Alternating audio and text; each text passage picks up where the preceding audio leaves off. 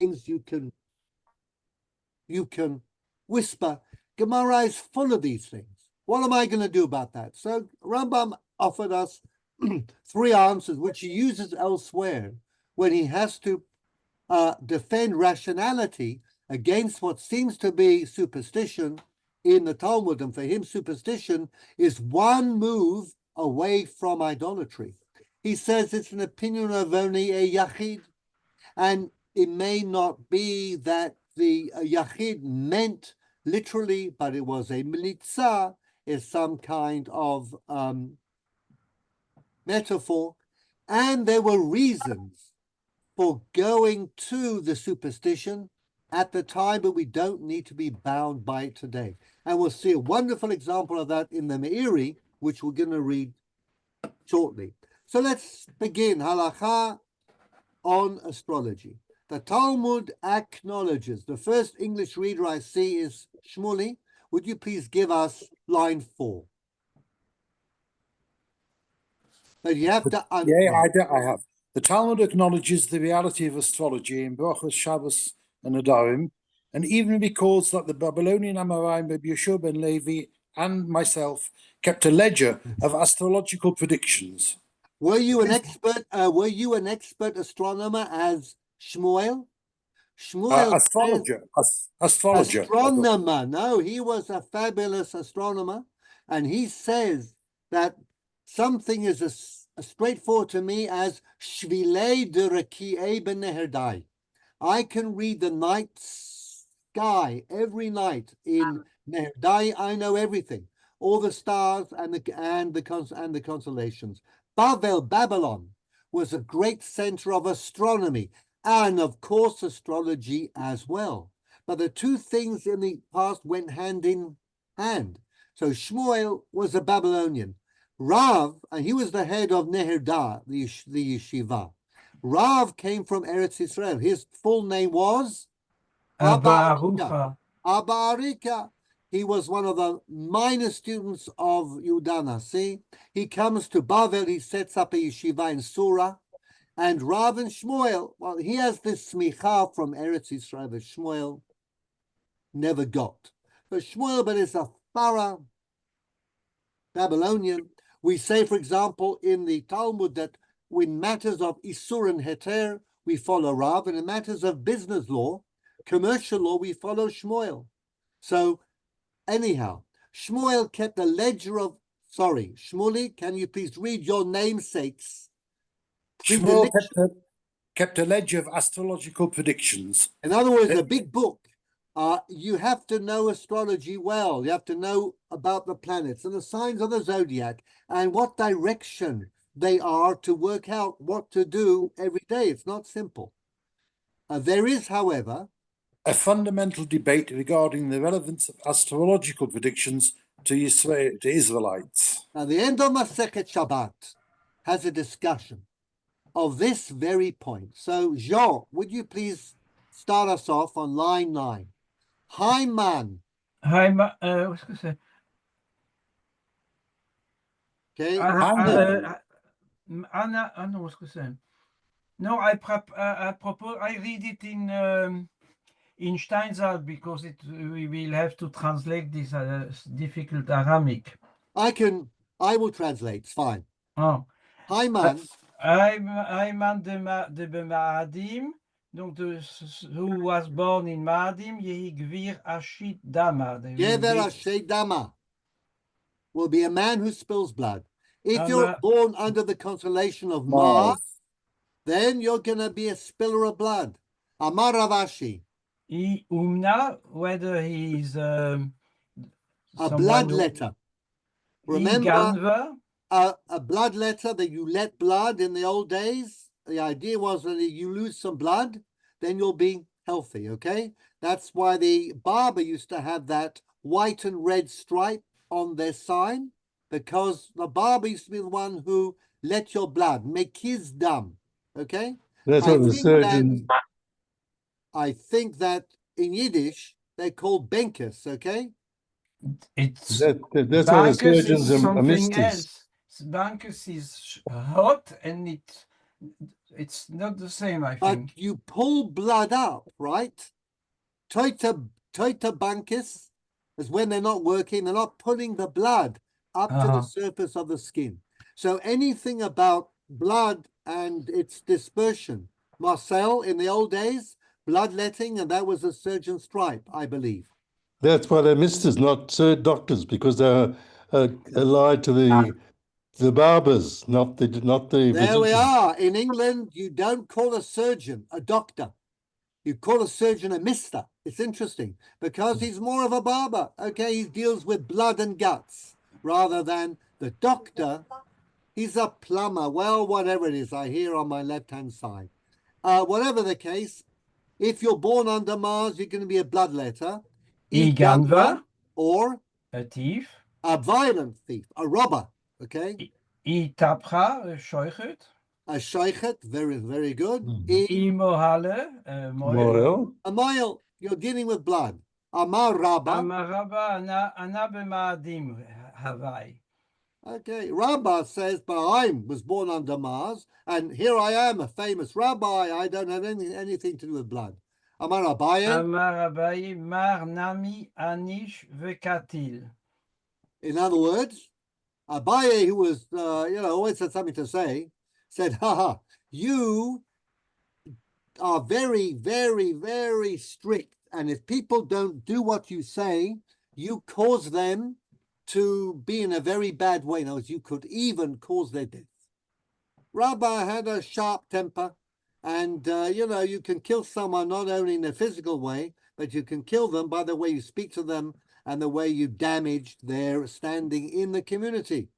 So, anyhow, apparently it's a real thing. The other possibility is that Rabbi actually killed another Amorah. Who did he kill? Megillah, Zain Amudam. On Purim. Yeah, he killed who? Rabbi Zera. Rabbi Zera, exactly. Okay, invited Rabbi Zera to the Purim Suda. They both got drunk. Tam Rabba v'shachtei Rabbi Zera. Rabba gets up and slaughters Rabbi Zera. When Rabba sobers up, sees the dead body, he prays and Rabbi Zera comes back to life. The next year, what happens? Rabba invites Rabbi Zera to his Sudat Purim, and what does But he Rabbi Zera declined the invitation. He declined the invitation. Miracles don't happen every year. You might not be able to bring me back to life. So anyhow, Itmar. Itmar Rabbi Chanina Omer, Mazal Markim, Mazal Ma'ashir, Veyesh Mazal Yisrael. Now that's a very important line. Yesh Mazal Yisrael. Here we have Rabbi Chanina saying in the Gemara that your Mazal will determine whether you're bright or whether you're stupid, whether you're rich or whether you're going to be poor. The Yesh Mazal Yisrael, and Jews are subject to Mazel. Okay? Medaf Hoban Mazel.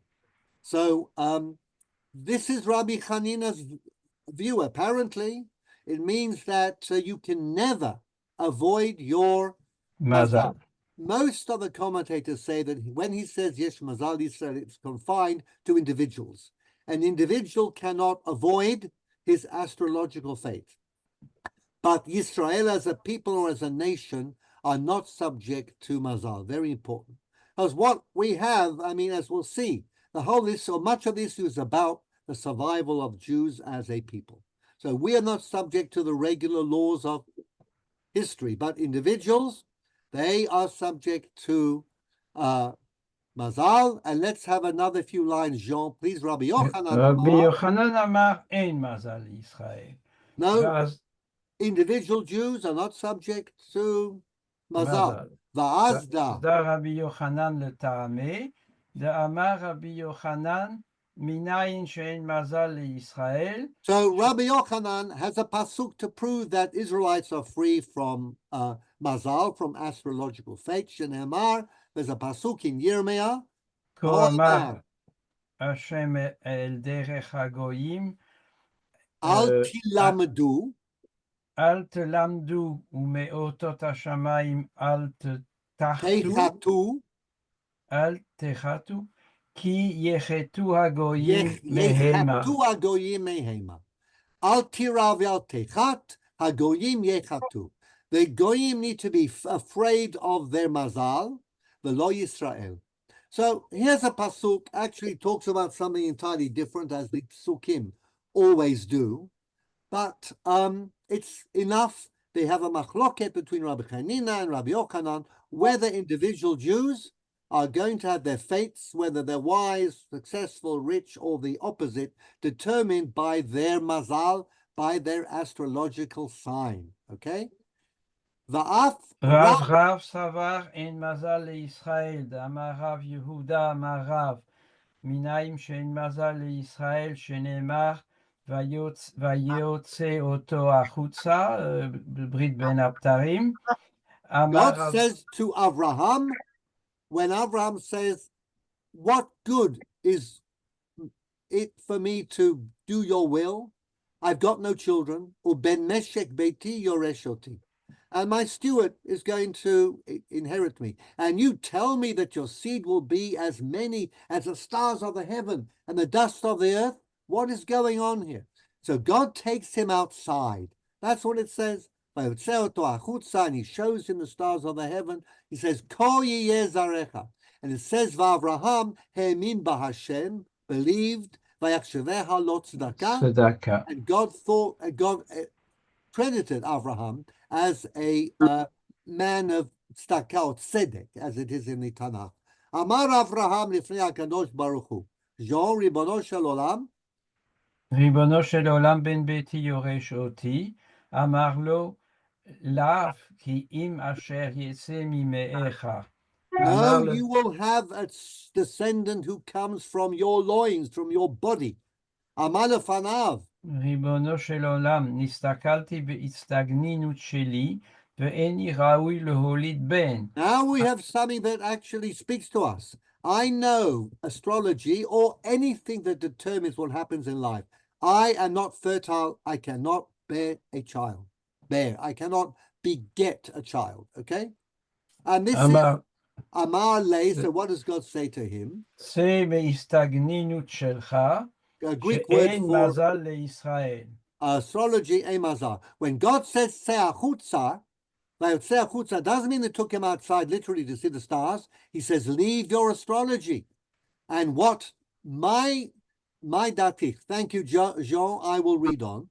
What do you think, says God to Abraham? The kai tzedek b'marav, because tzedek, Jupiter, is in the west. Mahadrana umikimna leba mizrach. I says going to move Jupiter to the east. Now the west is cold and the east is warm. So God says, I understand that if you are born under the sign and you have tzedek at present in the west, that means you are cold and too cold to be able to have father a child. But I'm God. I can do anything. I'm going to move the planet to the east, and the east is nice and warm. Suddenly you'll be nice and warm, and you'll be able to bring a child into the world. V'hainu dichtiv mi he'ir mi mizrach tzedek yikraehu leraglo. A pasuk in Yeshayahu actually refers to Abraham, who does tzedek, who comes from the east, and is going to bring tzedek to the world. But here the Gemara says, he brought tzedek, Jupiter, from the west to the east. Who did that? God. Umin Shmuel Nami, El Mazal Yisrael. Now the Gemara tells us some stories to show you there's no Mazal that governs Israel. The Shmuel va'Avleit, 18, Havu Yatvi. Shmuel and Avleit. Avleit was a famous Persian astrologer. Shmuel, as I mentioned to you, was an astronomer and an astrologer, and they would sit together often and apply their astrology. They were sitting, and some people were going to the Agma, to the marsh, actually. Chaldea was a Greek name given to Urakastim, which is in southern Mesopotamia, very marshy country, and reeds grow in marsh, and you basically had a whole industry of reed cutting. Amri le Avleit li Shmuel. So Shmuel, Avleit says to Shmuel, Hi Gavra Ezil Valaati. One of these guys is going to go into the marsh to cut the reeds, and he's not going to come back. Tarik le Chivia. A snake is going to bite him, a black mamba, umayit, and he's going to die. Amale Shmuel, Shmuel says, Ibar Israel, who if he's Jewish, Ezel v'ati. He will go and he will come back. Ad yatvi.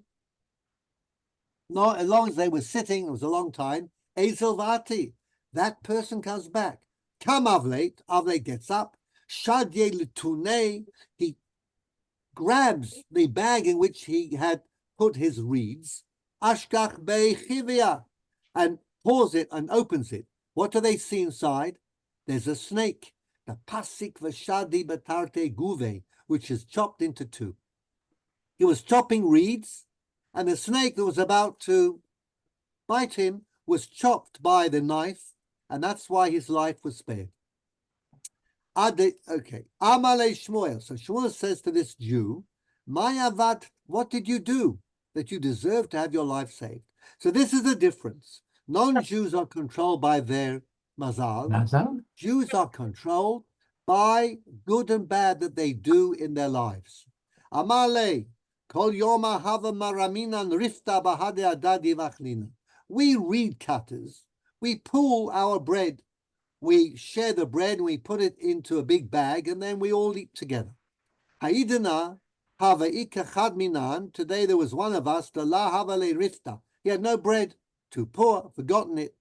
Havaka michsaf, and he was ashamed because, we pass the bag around and he can't put in any bread. Amina lahu, I said to the group, Anaka imna va'armina.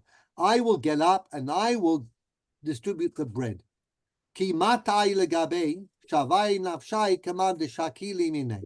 When I got to him, I pretended that he was putting bread, just like everyone else. Ki hechi de la lichsiv, to spare him being put to shame. Amalei mitzvah avadet. So Shmuel says to him, you did a mitzvah. Nafak Shmuel v'darash. Shmuel gets up and he says, Utzdaka tatzil mimavet. Now, by the way, what does it mean in Mishlei when it says Utzdaka tatzil mimavet? Does it mean giving charity saves you from death? Tzedakah in the Tanakh never means tzedakah. It means tzedek, righteousness. And the pasuk in Mishlei means if you're righteous, then you'll be saved from death. But here it starts to mean tzedakah in the rabbinic sense, which is charity. V'lami mita mushuna. Not only does giving charity save you from a horrible death, elami mitatzma, but from death itself. Umin Rabbi Akiva nami. The second case is Rabbi Akiva. En mazal Yisrael, says Rabbi Akiva. Rabbi Akiva havyele brata. He had a daughter. Amri le Kaldai. The Chaldeans said to Rabbi Akiva, this is a bit like Sleeping Beauty. Hahu yoma da'ayla lebe genana. The day she goes up to the bridal chamber to get married, tarik lechivia meta. The snakes are always around, okay? And she's going to be bitten by a green mamba, which is equally bad, and will die. Hava di'iga amil tatuva. Rabbi Akiva was very worried. Now understand, Rabbi Akiva lived in a world filled with astrology and stargazing and what it means. That was how people in that period understood how life worked. If you weren't Jewish and you weren't in this group that says ein mazal, it's a bit like rationality today. Psychology, physics, chemistry, we know why things happen. They said it is kochavim. And we get then to akum, oved kochavim umazalot. Things are determined by the stars. They didn't know any better, you can say, or perhaps they did know better. Perhaps our theories are only theories. But anyhow, assuming that we know better, everybody believed that things happen because of the stars, okay? And omens, stars, constellations, that was the entire classical world. So Rabbi Akiva is genuinely worried about his daughter. Hahu yoma shakalta lemachbanta. That day that she was getting married, she took a very nice brooch. Datsata beguda. A gud or a guda, as you know from a Sechet Sukkah, is a gudasik, is a wall, exactly. A wall, So she stuck the brooch. Slanted wall. The sharp bit of the brooch went into the wall. Itrame Etiv be'ene dechivya. And it pierced the eye of the snake. Safra, the next morning, so she got married, everything was fine, they had a great night. Kika shaklale, she took the brooch out of the wall. Havaka sarich, a stuff came out with the brooch. Kivya batra, and it was the snake.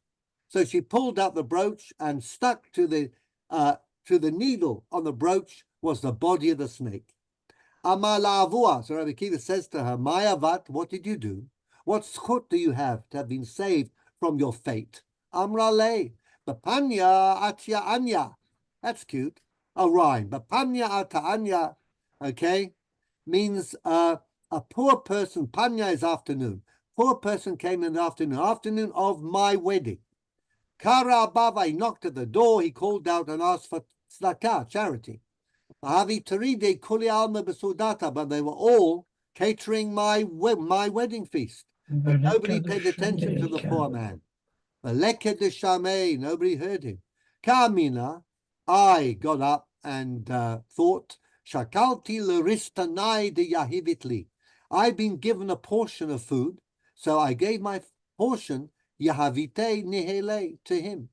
Amala, Rabbi Akiva said to her, mitzvah avad. Nafak Rabbi Akiva v'darash u'tzedakah tatzil mimavet v'lo mimitam rishonai la mimitatzma. Rav Nachman bar Yitzchak nami. Rav Nachman bar Yitzchak says, Ein mazal l'Yisrael. So there are many more views that agree with Rabbi Yochanan that Ein mazal l'Yisrael. But we do have Rabbi Chanina. That Ein made the Rav Nachman bar Yitzchak amrei la kaldai. The Chaldeans again said to the mother of Rav Nachman bar Yitzchak, and this is the source, by the way, of wearing a kippah. Berich ganva hava. Your son is destined to be by the stars, okay, or the wisdom of what we believe in, he's going to be a thief. She was very shocked. La shavikte giluye reshe. So she never allowed him to walk with an uncovered head. Amra le, she said to him, Kisi reshe. Cover your head. Ki hechi ditehavi alach emeta dishmaya. So yirat shamayim, fear of heaven shall always be upon you. Or by rachameh, then she prayed. La hava yada amaik amrale. Now, little Nachman bar Yitzchak had no idea why his mother told him to always keep his head covered. Okay, he was a small kid. Yom achad, one day, yatev garis tute dikla. He was learning Torah underneath a palm tree, a date palm. Nafal glima me iluve. Now his covering for his head, it was like a cloak that covered his head, fell. Dali eine, he raised his eyes. Chaza ledikla. He saw a date palm with luscious clusters of dates high up. Al me yitzrei, his evil inclination that he was conditioned for, his sign, the zodiac overcame him. Salik, he climbed up the date tree. Paske likibura, and he chopped off a cluster of grapes bishine with his teeth. Okay, so this is one of the sources of the kippah. Nothing to do with din, as we will read in the Maharshal's interesting tshuva, about whether you really need to wear a kippah even when you're davening and making brachot. But that's in the future. According to Rashi and Tosafot. Okay, Jack, can you please read from line 34? According to Rashi and Tosafot on the Sugya, Ramban and Ritva, Yochanan agrees with the Rab Chanina that the celestial bodies influence events in the world. In other words, the Rishonim say, Rabbi Yochanan agrees, there is an influence of Mazal because everybody in his time believed that what happened in the world was directed by the signs of the zodiac. We would say no, it's, as I said, psychology, physics, chemistry, and mechanics. However, please, line 36, Rabbi Chanina maintains.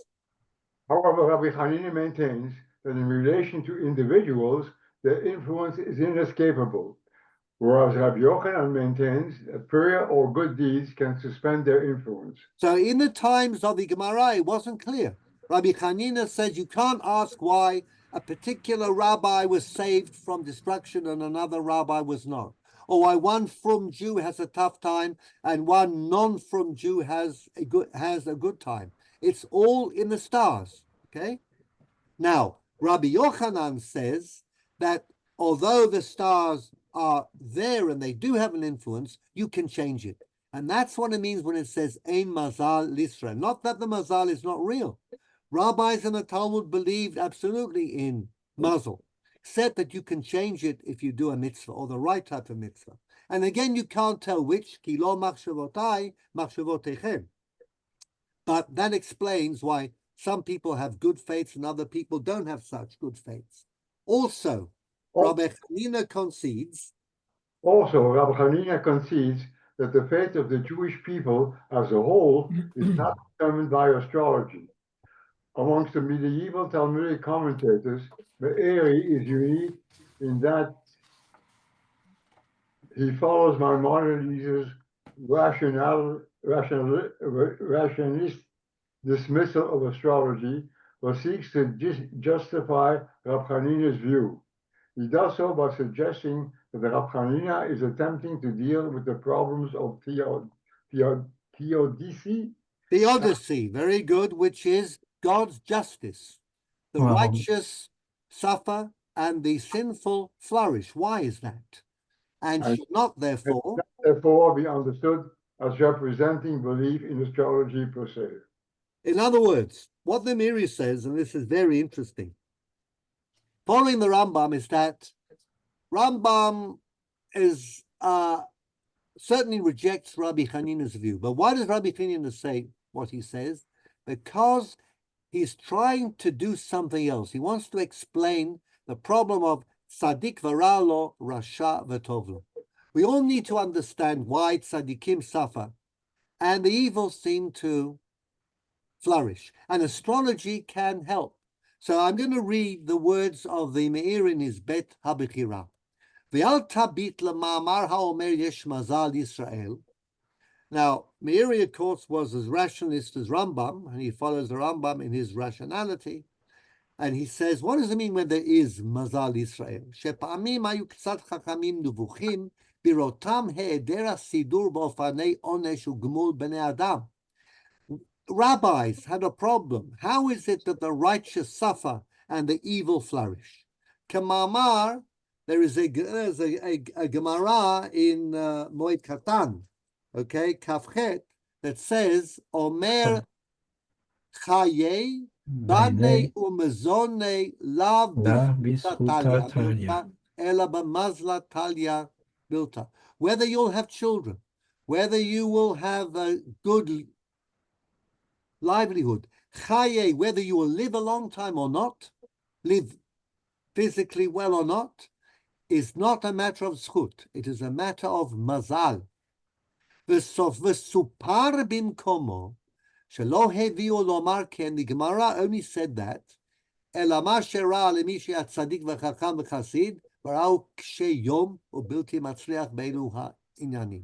we see that righteous people do not live long, they don't have children, and they are always very poor. Now, the actual Gemara compares two rabbis, Rava and Rav Chisda.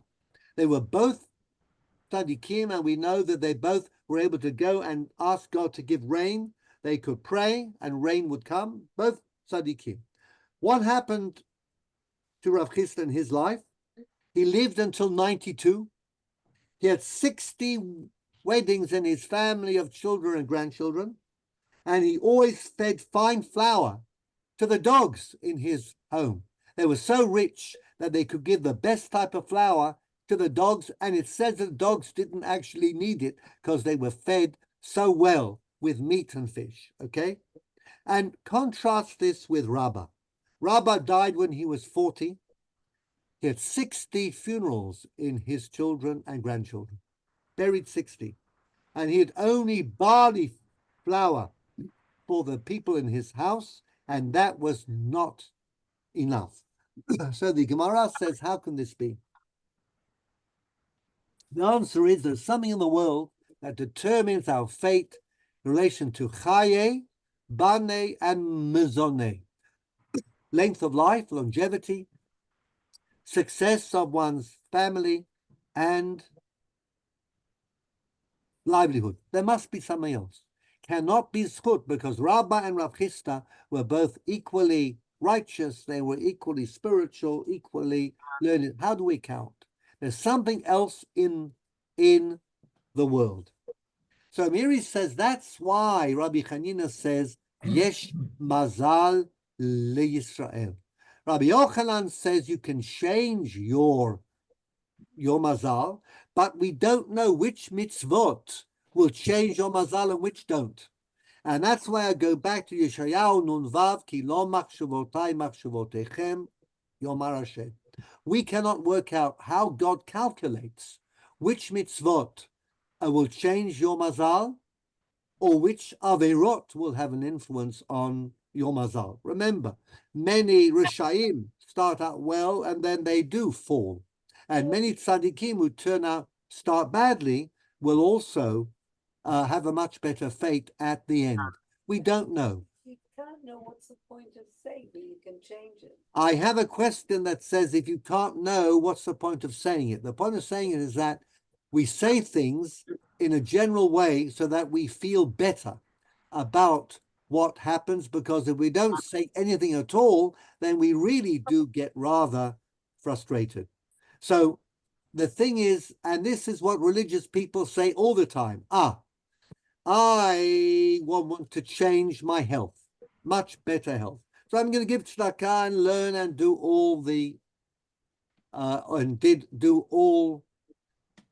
mitzvot. It's something you can do. It's something that you can do at least together, hopefully with some good medical advice. If it doesn't work, you can say, well, you know, I tried. It just fulfills a psychological need. That's what the Meiri in the 13th century says in order to explain why would we believe in mazal. It's a bit like saying there was a tragic accident. Somebody was killed on the road. We know why the accident occurred. The cars were going at a certain speed. There was a certain condition, atmosphere, pressure, temperature, it doesn't matter. The accident had to happen. But why it had to happen to Reuven and Leah, that we don't know.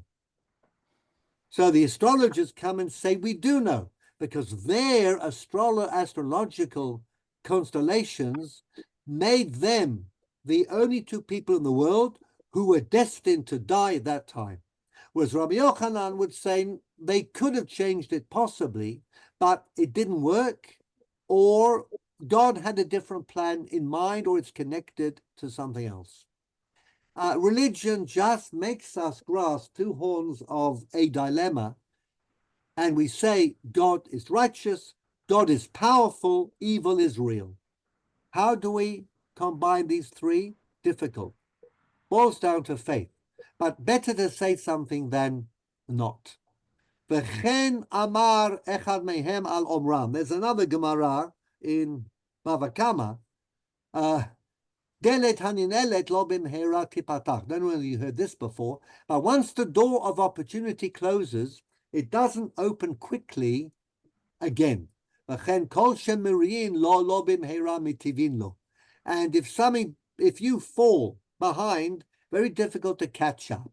And that's the story of Rav Acha Midifti, who almost got to be the Rosh Yeshiva, but then Mar Baravashi turned up, and there was a glitch, and they didn't go through with the election of Rav Acha Midifti, and he said, after they didn't go through with it, they postponed the election. He said, you know what, Delet Haninelet, I was shut out of the opportunity. It's not going to open again easily. And indeed, he never got to be the Rosh Yeshiva. There may be something in that, but once things don't go the way you would hope that they do go, and again, this is the mazal, the fate.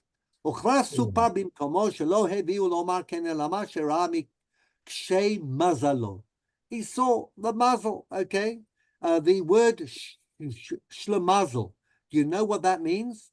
She'en lo mazal. Shlim mazel. He doesn't have the right mazel. The shlemil is like the waiter who pours the soup on the new suit of the guest. The guest is a shlemazel because he has a bad mazal, and the suit falls on him. That's the difference between the shlemiel and the shlemazel. All ze hora'ah she'inam ela mamarim neran lefish ma shuroim batzmam o bezulatam mikshei yomam im datam tzidkatam v'tumat yoshram. All of this, Yesh Mazal, is an attempt to somehow grapple with the fact that some people seem to have a very successful life, and some people, every turn that they make, it turns out bad, and we don't understand. So we need to grasp something. So for thousands of years, astrology was the answer. Mazel, you were born under the wrong mazel, the shlim mazel, okay? אבל המאמר הכללי הוא שאין מזל ישראל, רצה לומר שאמונת הגמול והעונש יכריח הכל. The traditional rabbinic view is that there is somehow at the end of the passage, there is schar and onesh, and there will be a fair justice at some stage, either in this world or in the next. So let's have a look at the next bit. Marcel, line 13, astrology. Astrology was taken very seriously by such Jewish luminaries as the great Barcelonian scholar, mathematician, astronomer, and philosopher, Rav Abraham ben Chia Hanassi. Okay, so Jean, what do you have to tell us about Rabbi Abraham ben Chia Hanassi? Eh bien, that he had a big dispute, I think, about astrology, about the moment of a wedding. Can you tell us a little more? Well, to tell the truth, I don't know much more. Okay, so I will try and fill in the gap. Rabbi Avraham ben Chia Hanassi was called a Nasi because he was a descendant, apparently, of King David. He lived in Barcelona, the end of the 11th, beginning of the 12th century, and he was famous all over Spain, and in fact all over Christian Europe, as a translator of Arabic works on mathematics and astronomy into Hebrew. And the Catholics understood Hebrew, they never understood Arabic. And therefore, medieval astronomy and science in general and mathematics got its inspiration from Abraham ben Chia Hanassi's translations of Arabic works into Latin. I'll just quote you some of the books. The famous Capitula Centriquocium, which is on astrology. He explained Ptolemy's astronomy in the Centriquocium. And De Astrolabio, what's that about? The Astrolabe. He wrote the book from Arabic into Latin, and he introduced the astrolabe into medieval Europe, where you could use the stars to calculate where you were, even if you were in the middle of the ocean. He also introduced algebra to medieval Europe in his Liber Augmenti e Diminutionis, and a whole slew of books. And he writes, he also invented a Hebrew vocabulary for writing about science. There's nothing in the Talmud that really gives you a vocabulary for mathematics, for geometry, algebra, calculus, okay? But he did, and he says, I did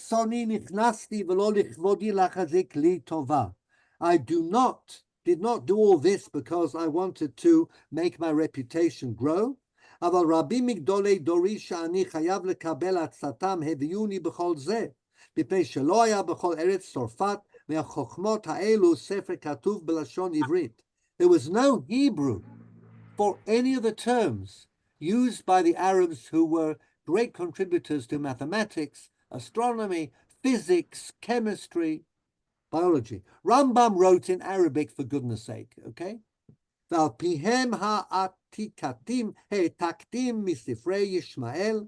I translated from Arabic, the language of Ishmaelites, אל לשון הקודש כהשגת ידי.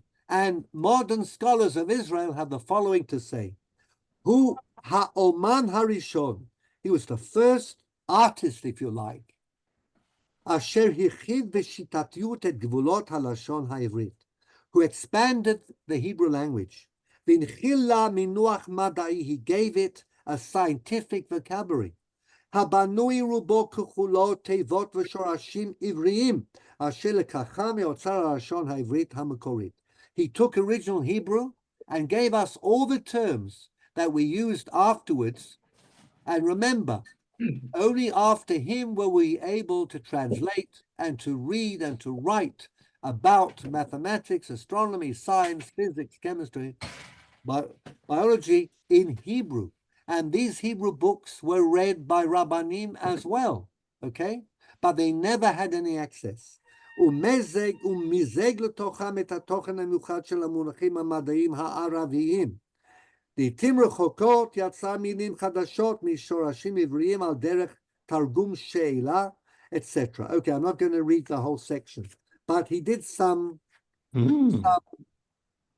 amazing work, and that is Rabbi Avraham ben Chia Hanassi. And in his Magen V'Tzina, he was a great astrologer as well, and he writes astrology in Hebrew. Okay, Marcel, continue. Ibn Ezra. Ibn Ezra, Mishpatei HaKohavim. Ibn Ezra was a real astrologer, believed in it absolutely, sincerely, wouldn't go out on the day that the stars were not in his favor. Rabbi Abraham ben David. The first Rabbi, the historian, Abba ben El, and Rab Abraham Zakuto, Sefer Yuchasim. In which context did we mention Rabbi Abraham Zakuto? His Rambam, Moreh Nevuchim. No, the Zohar, remember? Oh, Zohar, okay. The attribution of the Zohar to Rabbi Moshe di Leon.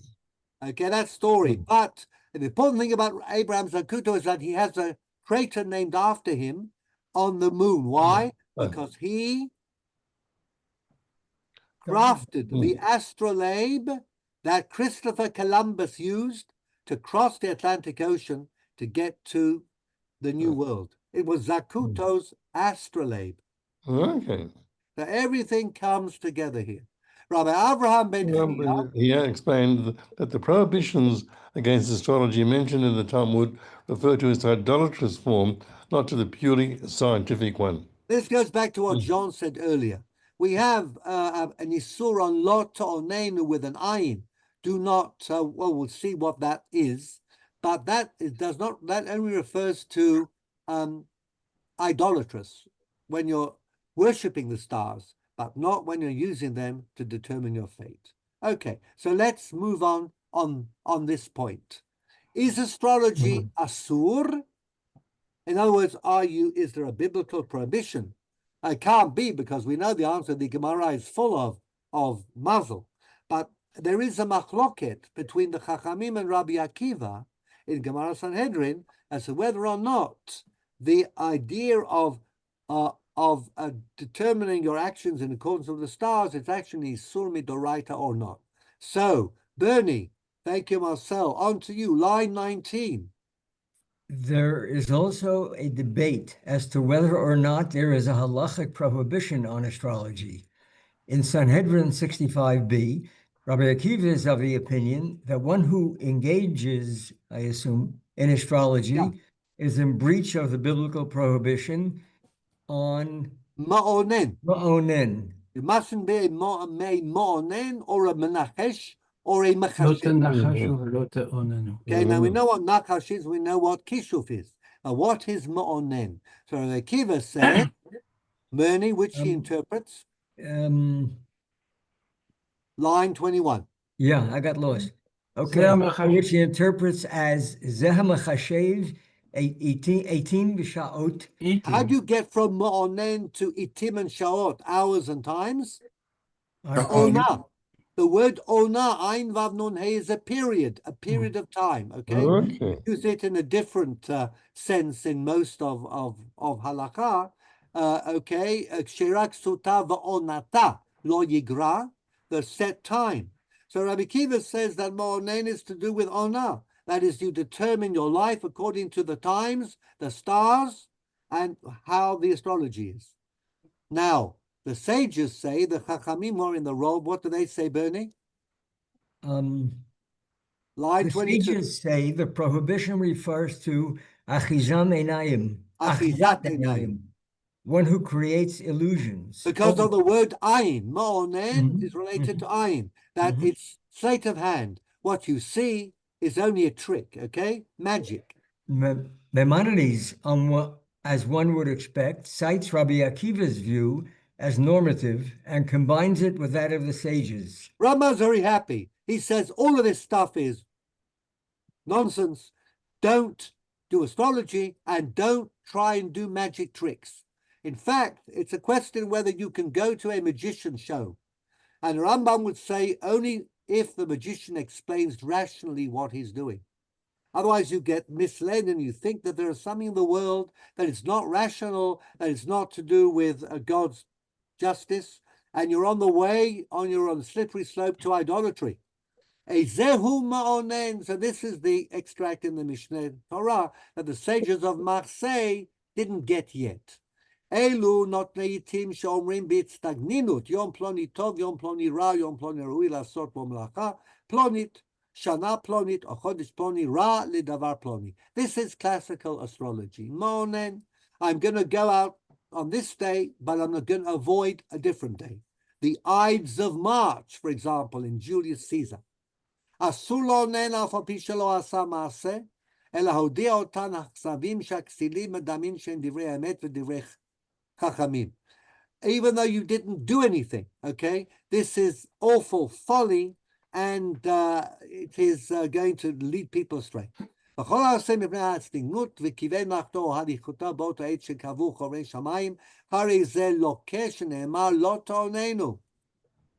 this is, you'll get malkot if you actually go out and you do,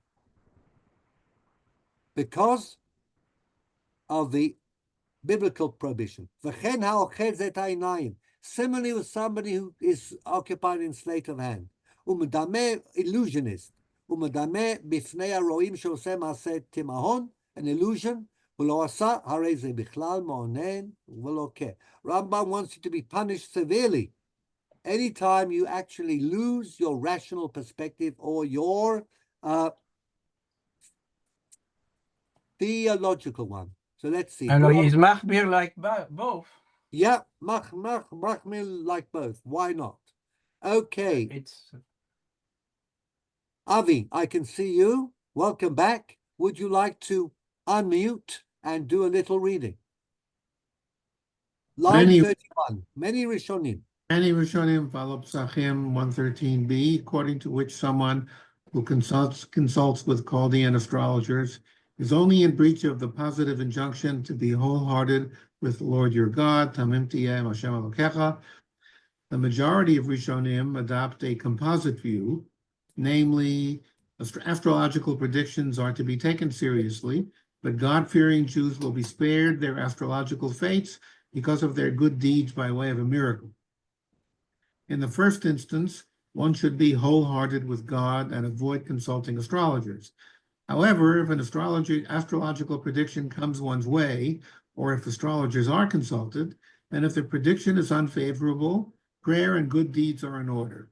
In other words, we combine everything. Astrology is real, and that's what determines us in our basic way, okay? But, okay, and if something comes along, they say, it's a very bad day today for you because you were born under Mazal Ma'adim. Rabbi, don't invite Rabbi Zera to your Sudat Purim.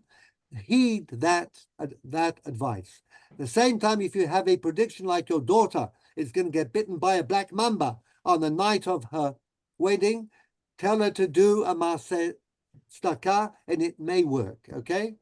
So, in any case, activities, line 3. In any case, activities on days which are not favored by one's mazal should be avoided in order not to invoke miracles in compliance with the rules. Rule that we do not rely on miracles, ain't somchin al hanes. Ramban. And then you should listen to the prediction, because en somchin al hanes, you don't know whether your maset tzedakah will actually kill the snake or not. So Ramban sums up the whole thing as follows. Avi, do you want to have a crack at the extract from the Rashba? Umehahi shmata.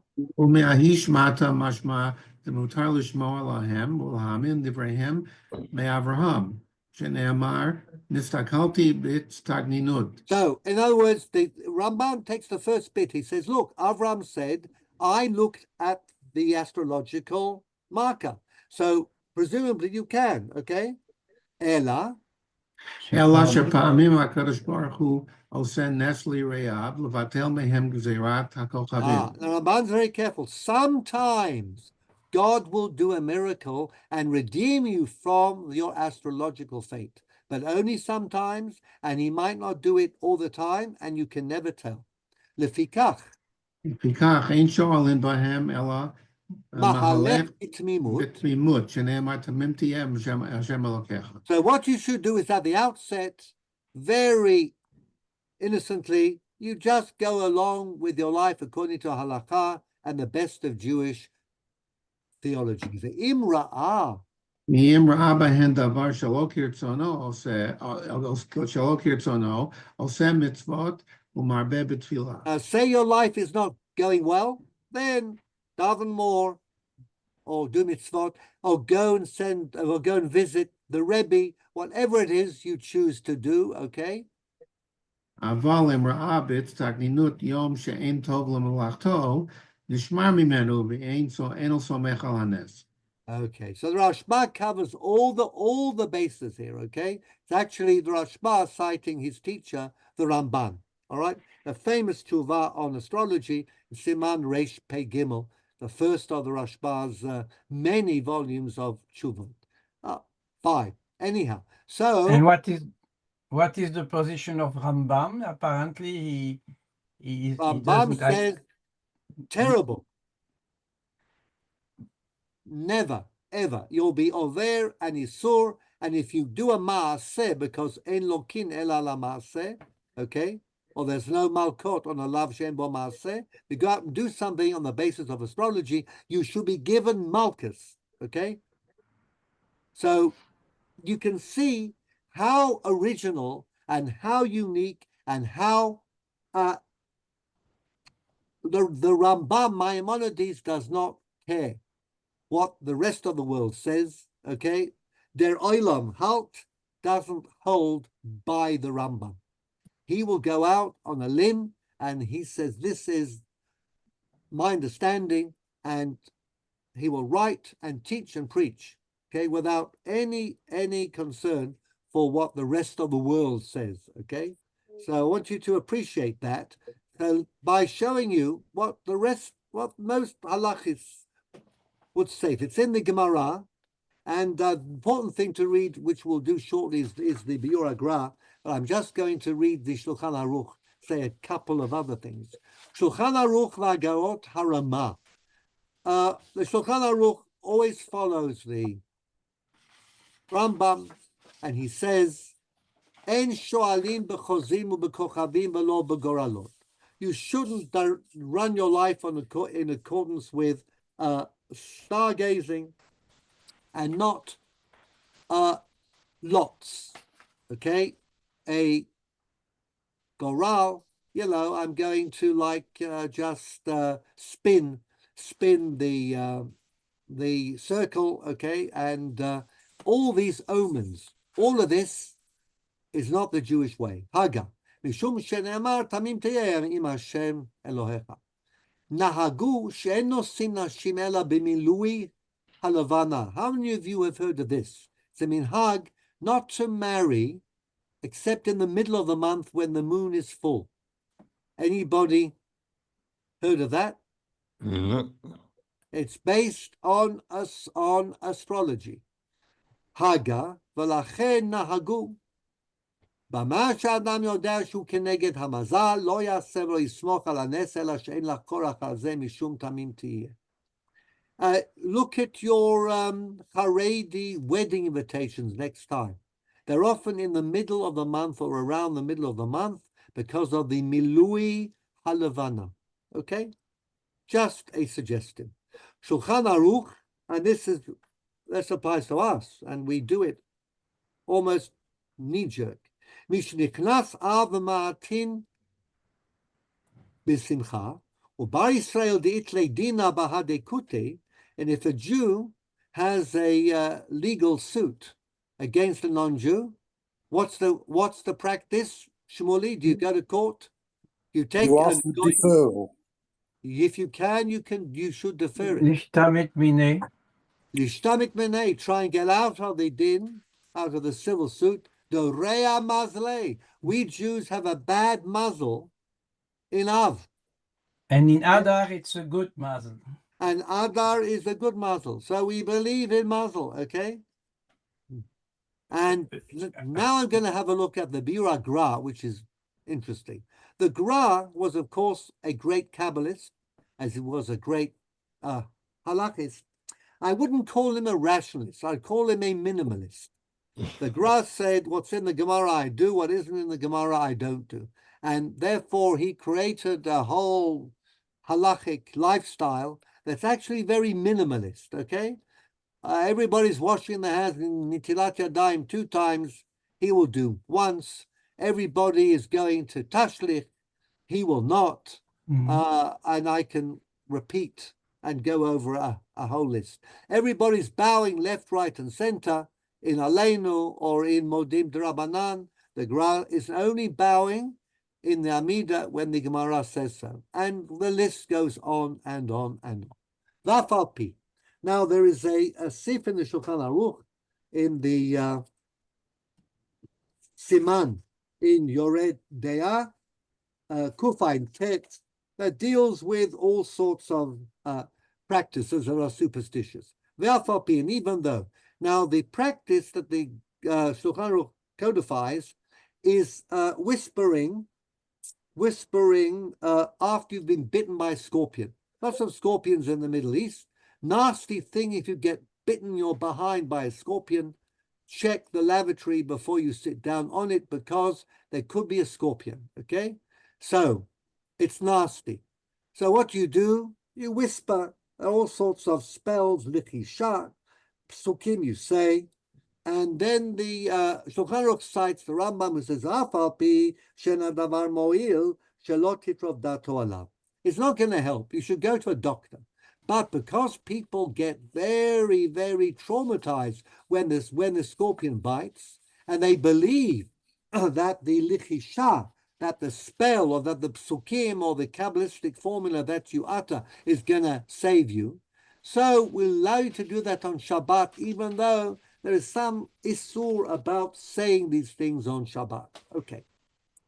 Now this is the Gra. Harambam. Gra points out that the Shulchan Aruch takes this from the Rambam. V'kach katav bePerush HaMishnah, and the Rambam writes this in his Perush LaMishnah Masechet Shabbat. Lefi dato d'avodat kokavim. According to him, it's just another form of avodah zarah. All these things are. Aval kol habayim acharav chalku alav. But most of the rabbis disagree. Sharei harbei lechashim ne'emru b'Gemara. The Gemara is full of this idea that you should whisper over a makkah, and we have lechashim, spells, and they work. V'hu nimshach achar philosophia. Rambam follows philosophy. Arura, the cursed philosophy. He's far too much of a rationalist. V'lachen כתב שכשפים ושמות ולחשים ושדים וכמיות הכל הוא שקר. He writes that the spells and using the names of God to achieve all sorts of purposes and to whisper over wounds and when bad things happen and demons and kemeot. You know what a kemea is? That is some kind of what we call amulet. It's a charm. Okay, you take psukim, write them on a piece of silver or metal, you put it in a little bag, and you hang it around your neck, or you wrap it around your arm, okay? All of these things are meant to save you from all sorts of bad things. Rambam says it's all a lie, it's deceit, snake oil. Aval kvar hiku oto al kodkodo. The graph says Rambam has been hit over the head. Sharim asinu harbe masyot b'gemara al pi shemot ukshafim. There are a lot of stories in the Gemara about witchcraft, about spells. Amra ihi milta va'asarta la'arba. What's an arba in Aramaic? Hahu arba, the famous ship in Bava Batra, okay? When we say kol da'alim gvar, whoever can win a physical fight gets the ship. So there's a story about a matranuta, a Roman woman who had an issue with the rabbis and they didn't give her a proper answer. So they went on a ship and her spell made the ship stand still. They couldn't move the ship. So the rabbis replied with a counter spell. It's almost like Hogwarts here, okay? It's like Harry Potter. And the counter spell worked and overcame the matranuta, that Roman matron spell. Reboot. Shabbat. Well, the Sof Perek Dalad Mitot, and in Sanhedrin, we also read, okay, in Samach Zayin, Rabbi Chia v'Rabbi Oshia de Ivru Igla Tilta. This we read. Rabbi Chia and Rabbi Oshia, they use Sefer Yetzirah, and they create a calf, which they eat on Shabbat. Again, that proves that there are powers out there that can be harnessed and used. Rabbi Yeshua Damar Sham Shem v'ukmei ben Shemai la'ara. Rabbi Yeshua was able to levitate, okay, raise his body, suspended between heaven and earth in order to escape these these bad guys. V'chen Avishai ben Tzeruya. Do you know the story of Yishbi Benov? Does this ring a bell?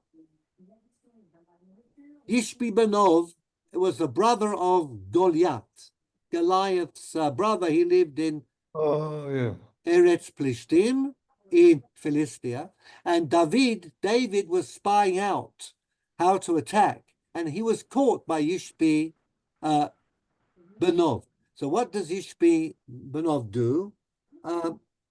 He throws David into the air, and he plants his spear in the ground, so when David falls, he'll be impaled on the spear. So Avishai ben Tzeruya, Yoav's brother, is coming along, and he says a shame, the secret name of God, and David is suspended between heaven and earth. He doesn't fall down onto the spear. Then the Gemara tells us about how eventually David and Avishai were able to overcome Yishbi Benov. That's a whole other story. And the Gemara knows to cite a pasuk in Shmuel, Vayazor lo Avishai ben Tzeruya. In Shmuel Bet, in Perek Kaf Aleph, it says that Avishai helped David. How? So we have the story of this use of the Shem Kodesh to levitate, to bring somebody up, to be suspended between heaven and earth. Okay, but the last bit is the important one. I'm reading from line 28. V'harbei kayotze, v'chen kimi'in b'harbei mekomot v'lachashim rabu v'lesaper. We have kemeot and we have spells all over. Philosophia hitato berov likcha, and philosophy made the Rambam turn lefaresh haGemara kol bederech heltzi. Everything in the Gemara that seems to be magic and witchcraft or astrology is actually only a metaphor. I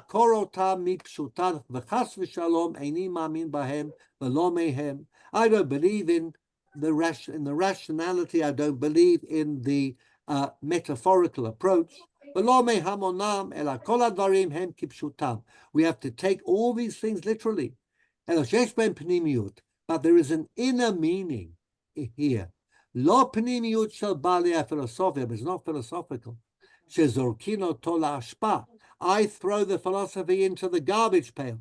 Shehem hitzoniut ela shel balei, about the Kabbalah. And the Maharal of Prague has a lot to say about the story of Yishbi Benov and he wants to make it an internal Kabbalistic message, but not a rational philosophical one. Okay, so that's it. Let's stop the share. All right, so are there any comments? You see, of course, how the Rambam is really quite unique. Okay, everybody else says if it's written in the Gemara, we somehow have to assimilate it. We can put it at a distance. And today we can we do replace astrology by all sorts of other things. But Rambam was certainly unique. Jean. In our common language, we say Mazel Tov at any occasion. And very from jeden zoeken bij Hasna soll sein, Bishar Teuve Mutzlechet. Dus die pink gegen the Rambam. Exactly, against the Rambam, it's more nen. It's saying Bishar Tova Mutzlachet, which is the right time according to the Mazal. But then many things that we do, the Rambam would not approve of unless we think about the internality of them. He doesn't like people kissing the mezuzah instead of thinking about the principles of Kabbalat Ol Malchut Shamayim, Kabbalat Ol HaMitzvot. And you'd be surprised that even in the frummer circles, Balabatim don't even know what's written in a mezuzah. You'd be surprised, I know. But there we are. Okay, so do we have any questions? What we're going to do next time, I will tell you, is we're going to move fast forward by a couple of 100 years.